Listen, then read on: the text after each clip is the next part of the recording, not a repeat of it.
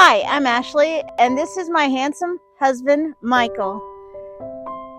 Together, we team drive all across the country in an 18-wheeler.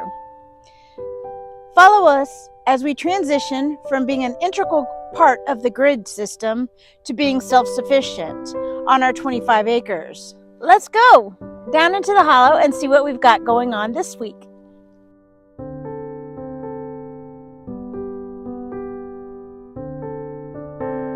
I started doing research and have gone down a rabbit hole. I started thinking to myself, eggshells. Every time we come home, a friend of mine gives me some extra eggs that they have on their homestead. And just like clockwork, we eat the eggs, we save the shells, we crumple them up, we throw them in our compost. And I really started thinking to myself, these shells are great for worms because the grittiness helps them to break up in the digestion. It's great for the compost because it adds added nutrition that you're going to put into your soil for your plants. It's good for the soil because it adds nutrition and calcium into it. And I started thinking to myself, eggshells are so good for all of nature. Why are they not good for us? And down the rabbit hole I went. So, here's what I found out. Eggshells contain 900 milligrams of elemental calcium. Elemental calcium. Basically, elemental calcium is the type of calcium that your body can absorb. Not only does it have calcium in it, it's got like 27 micronutrients in it. Stuff like boron, magnesium, manganese, copper, iron, sulfur, zinc, and so many more. Eggshells are 100% human grade.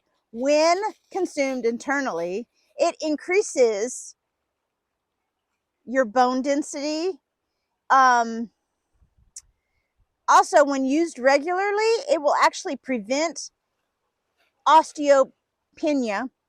And studies are showing that it will reverse osteoporosis. And not to mention, it's also not to mention for your bones and basically your skeletal structure. It's also great for your skin, your teeth, and your hair. Hypocalcemia is a calcium deficiency disease, and it's becoming really a growing global health problem. Less and less people are absorbing, and less people's diets contain calcium, and of course you're absorbing less. So what are the main causes for hypocalcemia? Well, low calcium intake for long periods of time in your diet is like number one. Also, you can have hypocalcemia caused by any prescription drugs that you might be taking. And there is plenty of information on the internet. Also, hormonal changes like menopause. First, I want to say I am not a doctor. I do not pretend to be a doctor on YouTube. I'm not an acting doctor. I do have a background in the medical field. I was at one point a back office nurse working in a family practice office. But that does not mean that I have the proper training for doctors.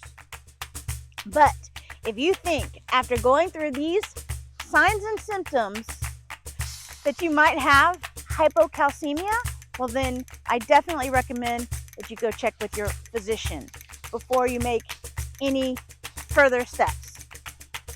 Numbness, tingling of your fingers, muscle cramps, lethargy, a poor appetite, brittle fingernails, difficulty swallowing, and fainting spells might be some of the minor signs that you have hypocalcemia. Some other minor symptoms: alopecia, hair loss, eczema, dry, patchy skin.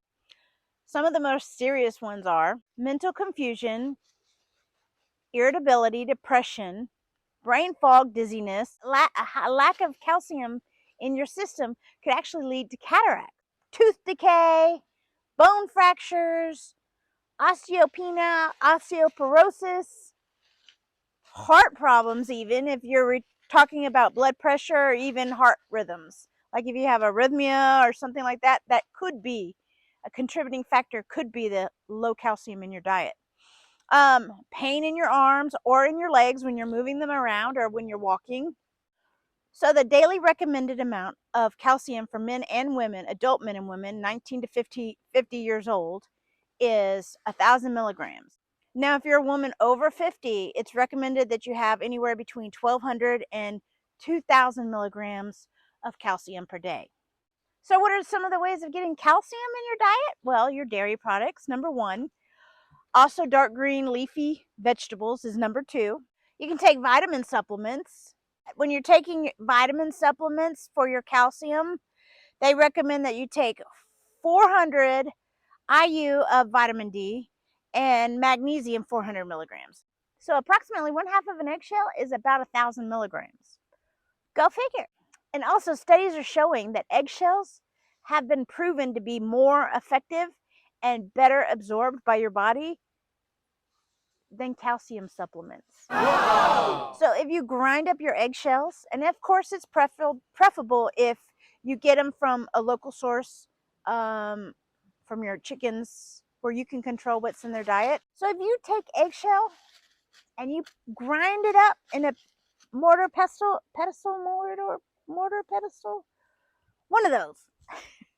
If you grind it up in that, as I have done, 1 teaspoon contains 800 to 1,000 milligrams of calcium, along with its 27 other micronutrients. Basically, 1 teaspoon, you divide it up to 3, and you have it with each, sprinkle it on your food 3 times a day, or you just have in water and you just shoot it down real quick, get it over with. But I will say, if you are one of those people that thinks more is better, just keep in mind that more than 1 teaspoon a day could lead to digestional issues, especially if you have a more sensitive digestion tract.